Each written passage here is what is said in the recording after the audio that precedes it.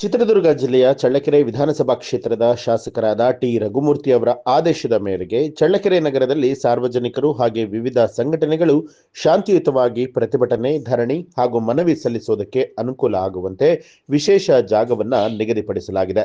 ನಗರದ ಬಳ್ಳಾರಿ ರಸ್ತೆ ಬನ್ನಿಮರ ಮೈದಾನದಲ್ಲಿ 3 ಗುಂಟೆ ಜಾಗವನ್ನ ನಗರಸಭೆ ಹಾಗೂ ಕಂದಾಯ ಇಲಾಖೆ ಸಹಯೋಗದಲ್ಲಿ ಮೀಸಲಿರಿಸಲಾಗಿದ್ದು, ಭೂಮಿ ಸಮತಟ್ಟು ಕಾರ್ಯ ಆರಂಭ ಆಗಿದೆ.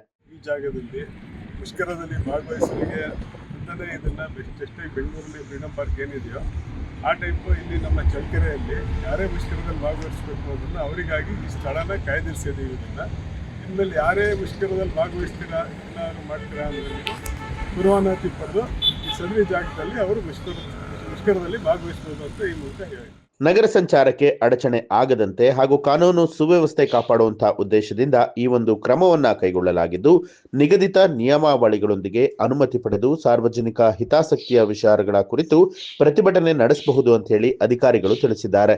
ಈ ನಿರ್ಧಾರಕ್ಕೆ ಸಾರ್ವಜನಿಕರು ಹಾಗೂ ಸಂಘಟನೆಗಳ ವತಿಯಿಂದ ಮೆಚ್ಚುಗೆ ವ್ಯಕ್ತವಾಗಿದೆ.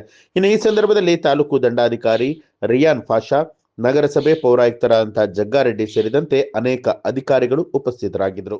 ಅನುಮೋದನೆ ಪಡ್ಕೊಂಡು ನಮ್ಮ ಆಡಳಿತಾಧಿಕಾರಿಗಳು ಡಿ ಸಿ ಸಾಹೇಬರಿದ್ದಾರೆ. ಅವರಿಂದ ನಮ್ಮ ಮುನ್ಸಿಪಾಲ್ಟಿ ನಾವೇ ಓನರ್ಗೆ ನಮ್ಮ ಡಿ ಸಿ ಸಾಹೇಬರಿಂದ ಒಂದು ಅನುಮೋದನೆ ಪಡ್ಕೊಂಡು ಈ 3 ಗುಂಟೆ ಜಾಗನ ನಾವು ಅವ್ರಿಗೆ ಮೀಸಲು ಮಾಡ್ಕೊಂಡಿದ್ವಿ. ಅಂದರೆ ಪ್ರತಿಭಟನೆ ಮಾಡೋದು ಮಾತ್ರ, ಅಂದರೆ ಅನಾವಶ್ಯಕ ಪ್ರತಿಭಟನೆ ಮಾಡಲ್ಲ.